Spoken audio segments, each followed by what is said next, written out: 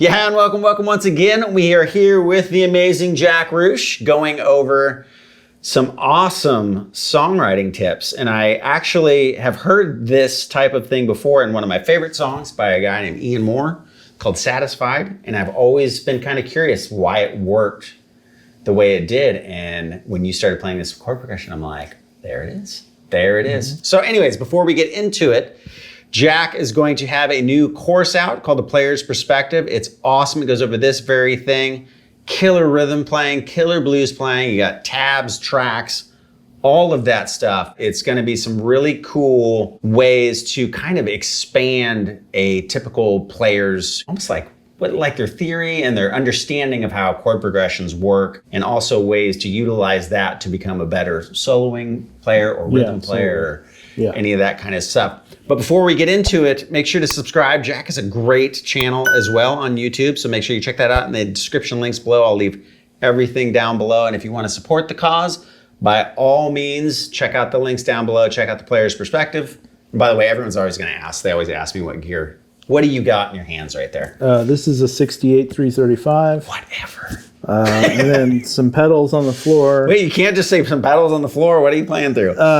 This Duelist Overdrive I like a lot. Okay. The RC Booster, which is not on right now. And then the Valbrook Space-Time Delay. Which is a great delay, man. Yeah. Yeah. It's warm sounding though, which is nice. And then the Overdrive off and then on is pretty subtle. What side is that? The Duelist is two different pedals basically, right? Yeah, there's the Tube Screamer side, which I use with a single coil pickup guitar, like the Telly. And then this side is a little flatter, I guess, like less mid-rangey. It's like a blues breaker or something. Yeah, it sounds good with this guitar. Yeah. Okay, and we got him into a CJ11 over here divided by 13. And I'm playing into the 50-watt Plexi. All right, so cool. Secondary dominance. Yeah. So like you mentioned, that progression is something, these types of progressions come up a lot. Especially on like blues gigs. A lot of times there'll be tunes like this. Songs like, Sitting on the Dock of the Bay is a good example. For sure. Or like a tune like Nobody Knows You When You're Down and Out. Or, there's like these songs that come up that aren't typical 1-4-5 blues things, but they still have that bluesy flavor. And they're also not diatonic chord progressions. So it's not like, we were playing in the key of E, but it's not like I can just play E major or E major pentatonic over that whole thing, because we've got these chords that are outside of that. But the reason they work so well, secondary dominance, basically we're using these dominant 5 chords to resolve to different parts of the progression. And, this is something I get way deeper into in the course. But basically, like, when we went from E up here to A flat 7, or G sharp 7, right, and then to C sharp minor, the reason that chord works so well is because you're going to C sharp minor. Okay. And it's like the 5 chord. I mean, if you look on the guitar, like if you were playing a C sharp and you were going to play like 1, 4, 5, right? There's the 5 chord right there. And so that little half step leads like right into the it voice leads right into that. Okay. Right. So normally in a diatonic situation, we'd have E major, and then you'd have G sharp minor. It would be the diatonic, like 1, 2, minor 3rd chord, minor 3 chord, right? But by making that dominant, it really leads into that. Oh yeah. But the thing about it is that this note is not in our E major, right? It's outside of that. So we've got to address that. We've got to hit that note. But what's so cool about it is, from a writing perspective, it can give your chord progressions a lot more flavor. But then from a player perspective, if you understand just that little tidbit, like that's a dominant 5 chord resolving to C sharp minor, all of a sudden, like, you get a deeper understanding of what's going on there. And it's Okay. not a mystery. And you go, oh, it's just one note that changes. Mm-hmm. So then when I'm playing,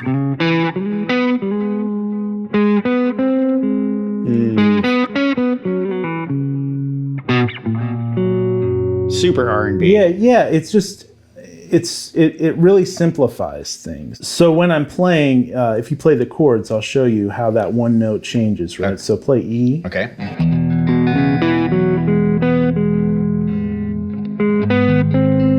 Right, just adjusting for that one note, and then go to C sharp minor.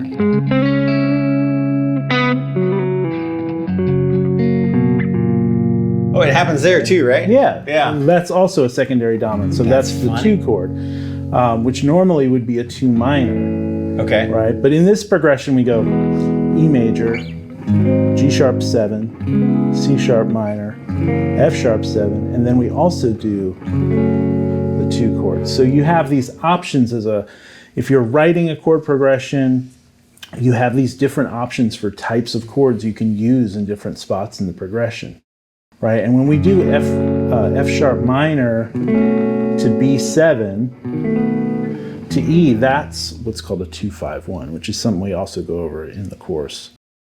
And it's kind of connected to these secondary dominants. The secondary dominant is this 5-1, but we can add these 2-5-1s, and it just really makes for writing fun progressions, and it's something that pops up a lot in songs. It does. It was a trip when you started explaining it and how easy it is. It's just the 5 chord of the chord you're going to. Yeah. It was like, oh my gosh. And then even writing simple jam tracks or something like that, it automatically takes something that would normally be your default way of doing things and gives you a creative way to get there, but with a kind of a new twist to it, which was like, oh, that's so awesome.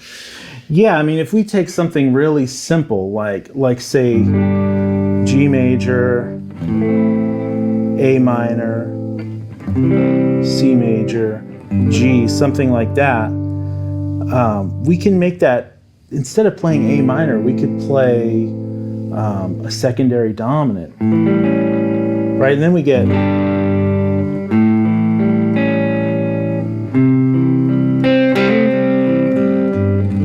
which just takes it to a whole different place. Or we could say, well, let's, instead of going to C, let's use that A7, and then what would be A's 1 chord, if that's the 5 chord, right? Then, right, the 1 chord for that would be D minor. So then we could do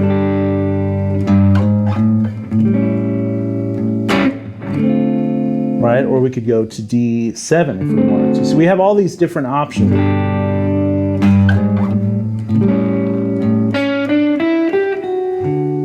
Right, different ways we can navigate through chords, and all these different options we have for writing.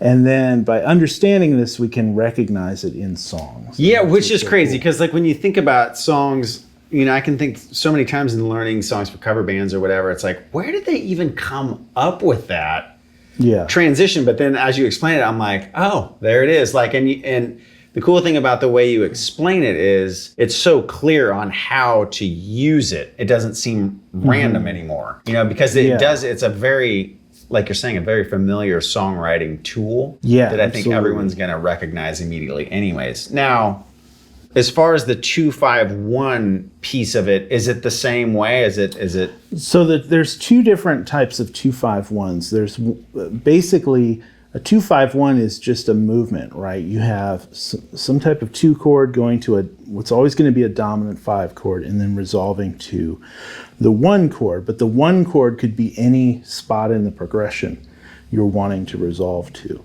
So for instance, if we play, let's say we're going to the C sharp minor chord, and we're going E, right? Just like we did in that progression, we went E, G sharp 7. That would be our 5 chord going to C sharp minor. And we're treating C sharp minor like the 1 chord, because this is 5-1. We're putting that secondary dominant in there, which is like a 5 chord going to the 1 chord. Now with a minor 1 chord, your 2 chord is going to be a half diminished chord, or a minor 7 flat 5 chord.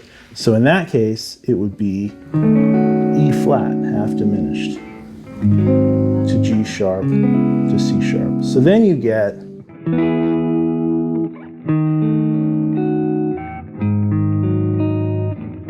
Oh yeah. right? And if you split the bar and you do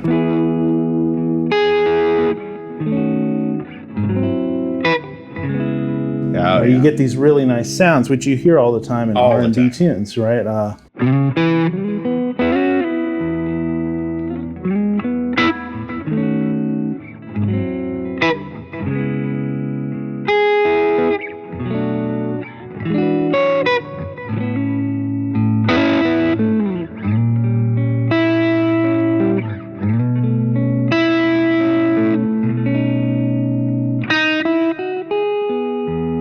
Right, these really nice little awesome.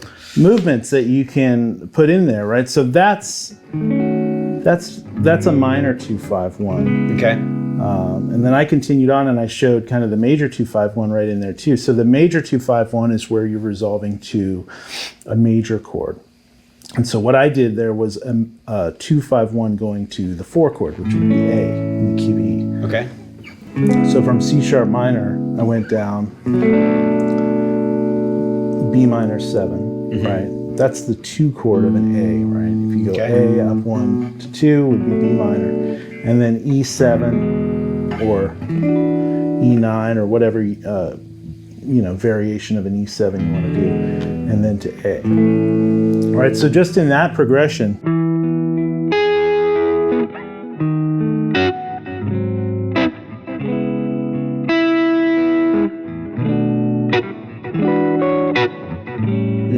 right, there's 2 different 2-5-1s to get there. Yeah. And really all we're doing is, if you look at it in the most simple way, we're just going E to C sharp minor to A, right? But we're adding these movements in there. So when you hear songs that have, especially like piano tunes, where you hear all these chord movements and you're like, what is that? A lot of times, it's these little devices, like secondary dominant chords or these little 2-5-1s. Okay. Which are really related. I mean, 2-5-1 is just an extension of the secondary dominant idea. Okay. Right? It's the 5-1, but we're adding that 2 chord in there. So then you get these really interesting chord progressions, you know.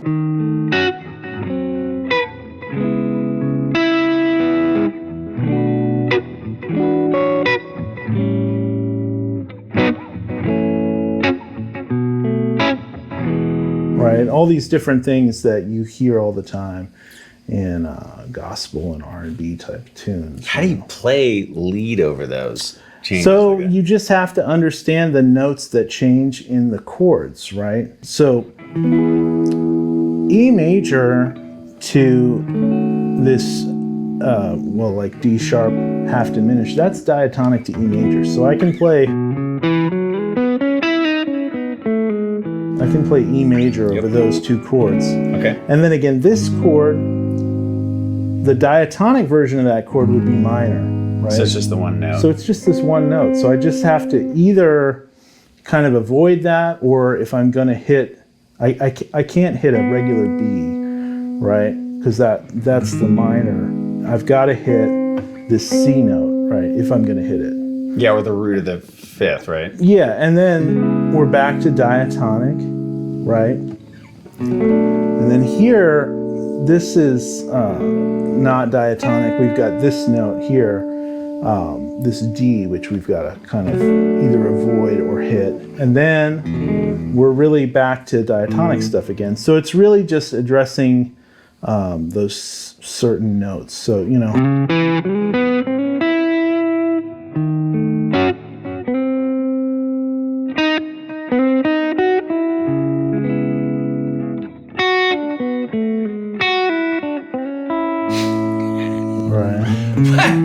Why can you make arpeggios sound so natural, man? It's so funny. Whenever I do something, it sounds like an exercise, but for some reason, you're able to make arpeggios really sound melodic and not mechanical. Yeah, well, if I'm thinking like B minor to E, so I'm thinking about these chord shapes. And again, like so much of the course is about chords because so much of like everything extends from that, like the lead playing. So if I'm thinking, you know, B minor, E7 to A major, I'm just,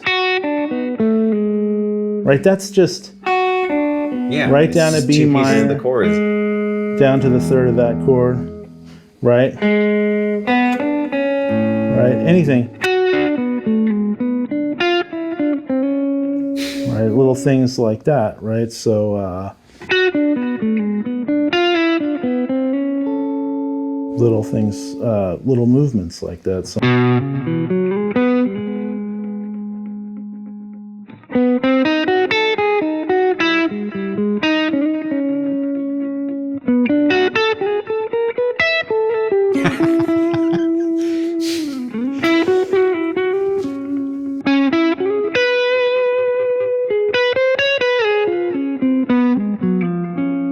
Right, so again,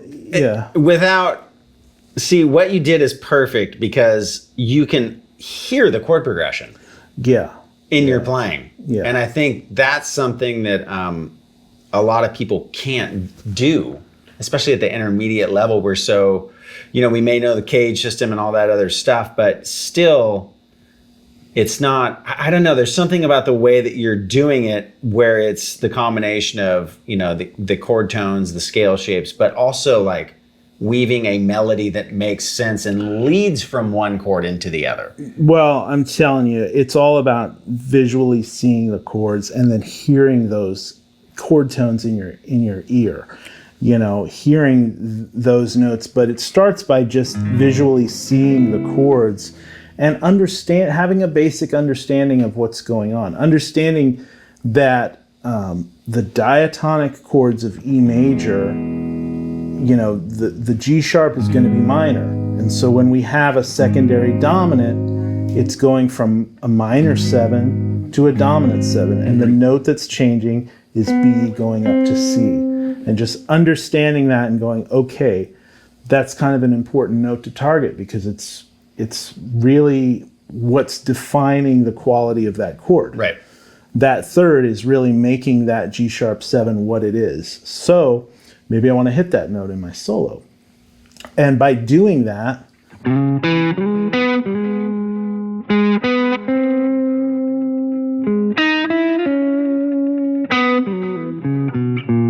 again, there's the third of that F sharp chord because that's, so just by doing that, by understanding that little bit of what makes those chords what they are, and then taking the time to find those notes and hitting them will really help you play some, and then you can hear the chords happening in the solo. And that's a huge part of it. It's so good. Okay, so course is called Player's Perspective with Jack Ruch. Gonna leave a link below. It'll be on sale the opening weekend at a massive discount.